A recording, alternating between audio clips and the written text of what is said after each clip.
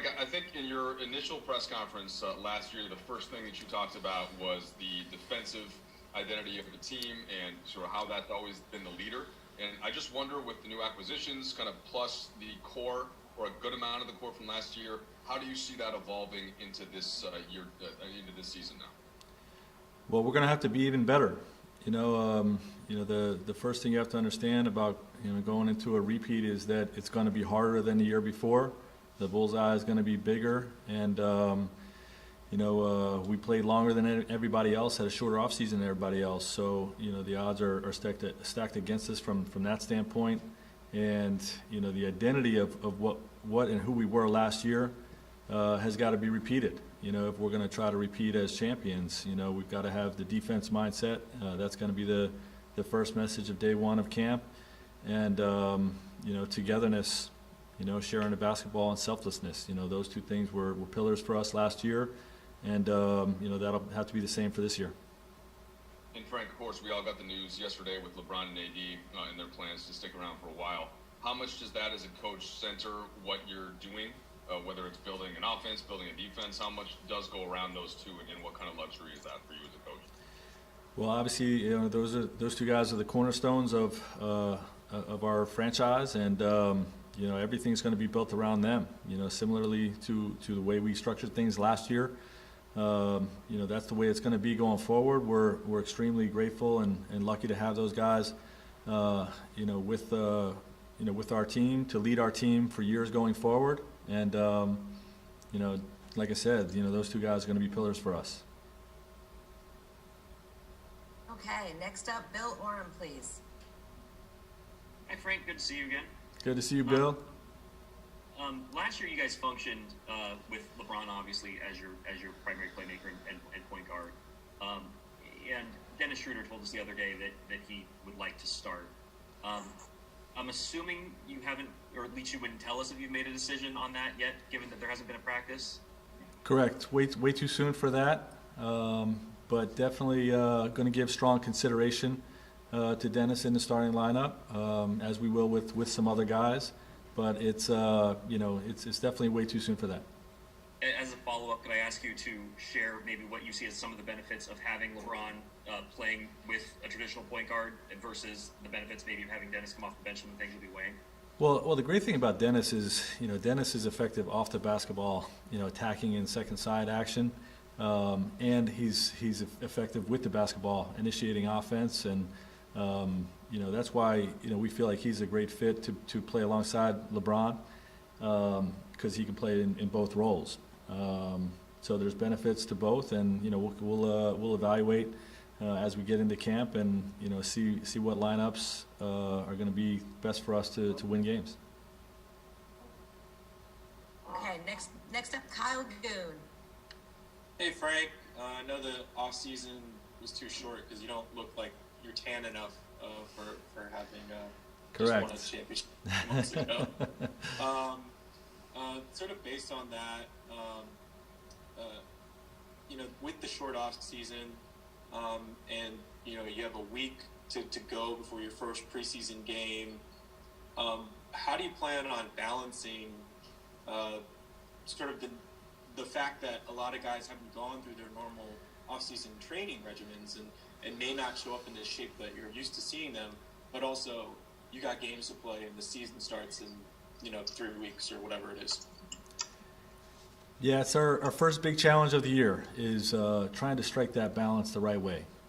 We want to make sure that we're easing guys in that did not have a normal off season. The guys that basically are returning from playing in the championship last year with our team.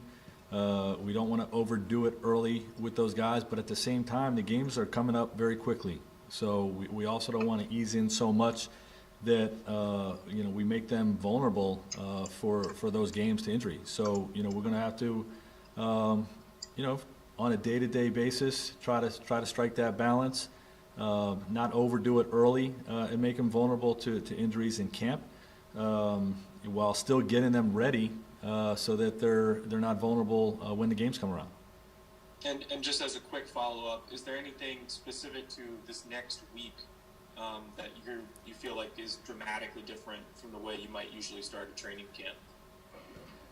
The whole thing is dramatically different. I think it's dramatically different league-wide, but in particular for our team that played along with the Miami Heat later than everybody else.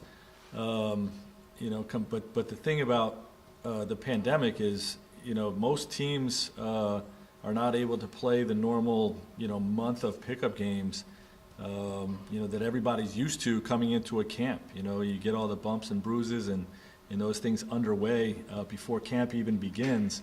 And then the intensity level increases when camp begins. So without that, again, we're just going to have to keep a close eye on the ramp up, to getting these guys ready to play.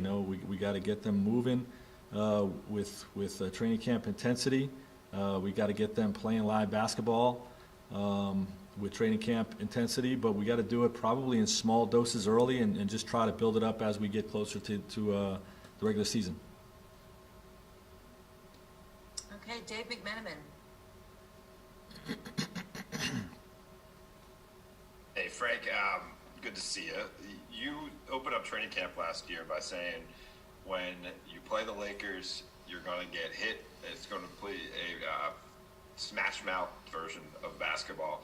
How quickly do you feel like last year's team adopted that persona that you wanted them to play with, and how do you get this year's group to do it with the new faces?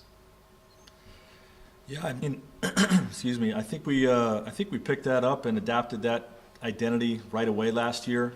We must do the same again.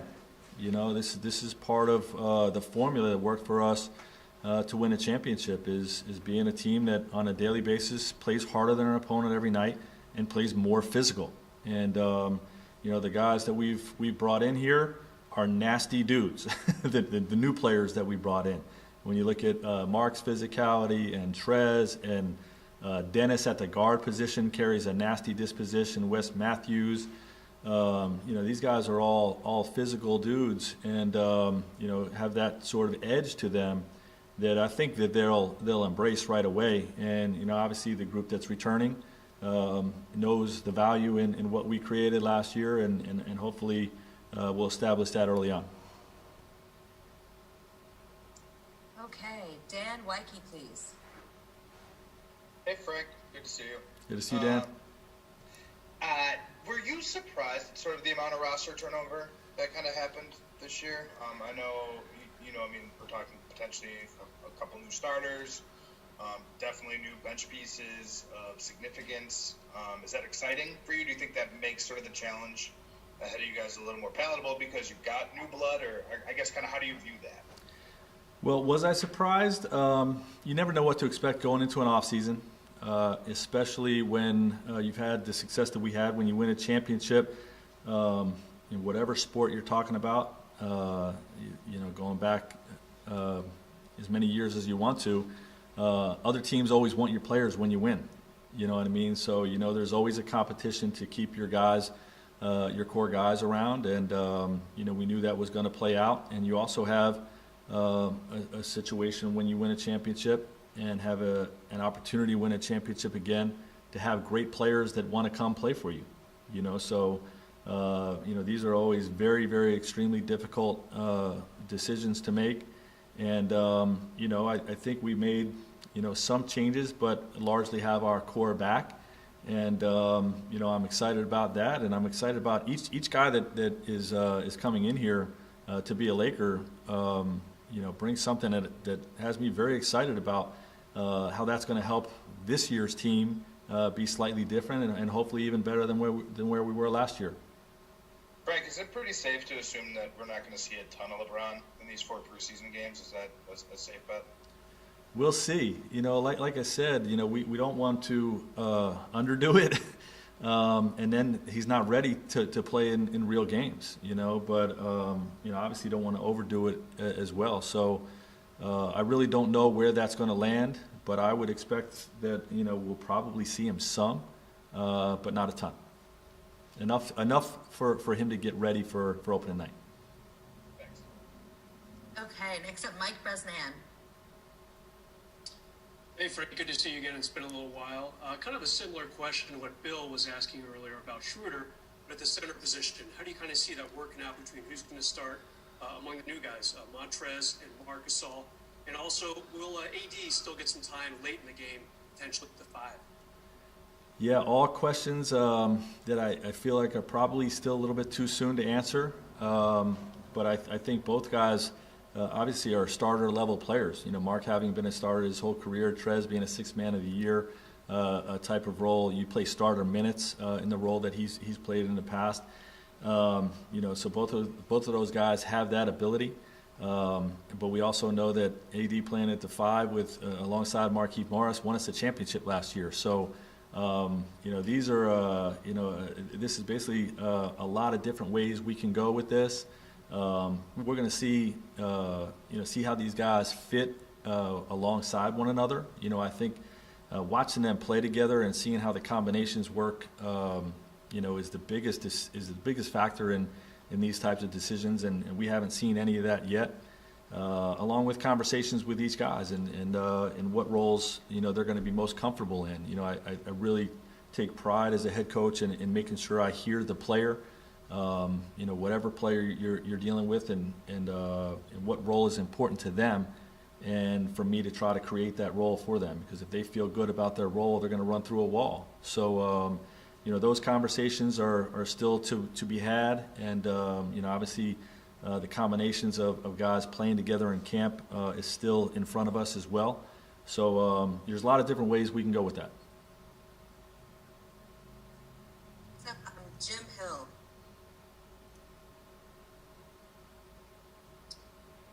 Jim?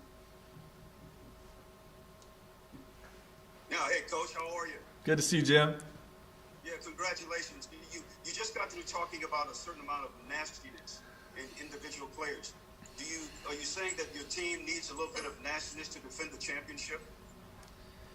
I do. I do think that we need that. And like I said, the bullseye is going to be bigger this year than it was last year. Our guys, like I said, played longer than everybody else did last year and have a shorter off season. So this is going to be a more difficult run for us than last year's season was, even though last year was very challenging as well. And, I think the disposition, an edginess, chip on your shoulder, whatever phrases you want to use, are going to be necessary in competing and in the regular season and setting a tone for who we're going to be, and what our identity is going to look like. One other thing, Coach, would you say the championship you just won was the most difficult in sports this year because of the bubble, you were gone so long, the pandemic, and all these things that were surrounding? I think so, but look, it's so difficult to win a championship in any environment, in any sport. So I don't want to pull away from what anybody else was able to accomplish. I know the set of circumstances and adversity that last year's team faced to win that championship, I think is unprecedented. It really is when you just look at the totality of it, and it's really remarkable. For our guys to have been able to persevere through that, and I couldn't be more prouder of them. Thanks, Coach, and good luck. Thank you. Thanks, Jim. Next up, Alan Sliwa. Hey, Coach. Just coming off a championship, and obviously the offseason that you guys had, adding some great additional pieces. How do you just make sure that the team isn't maybe overconfident? A lot of people are picking the Lakers to repeat. Do you lean on a lot of the vets? Can you kind of just walk through what your thought process is in that, knowing that the team's going to be heavy favorites? Yeah, look, just having coached LeBron and Anthony for a year, they've got the right perspective on this. You know what I mean? And they take nothing for granted. Just in talking to them day to day throughout the year last year, and talking about the challenges coming forward this year, like they understand it's going to be harder. It doesn't matter what people are going to say about our team and our talent level and whether we're the favorites or not. Like none of that really matters to those guys. They know how hard it is, and they know all the work and sacrifice and commitment that goes into playing for that championship and reaching that goal. So, I really am not worried about that. I think our group has the right perspective. Okay, Joe Varden. Hi, Frank. Joe Varden from The Athletic. Good to see you, Joe. Hey, it's good to see you as well. You've been kind of answering this, I think, but I want to ask you directly. One of the things that you said all throughout the regular season last year was you wanted the Lakers to dominate. And you guys, you attacked the regular season with a sense of urgency that, like, frankly, most LeBron teams don't. And it was notable. But now you're coming off not only a title, but the shortest offseason in NBA history. And so, can you take that same approach? Like, can you ask this team to have that kind of urgency, like, in December and January after literally just winning a title in October? 100% yes. We will play every minute of every regular season game like it's the championship because that's part of what won for us in the playoffs last year is that mindset that every time we're on the floor, we're playing harder than our opponent, period. And we're carrying more than our opponent, period.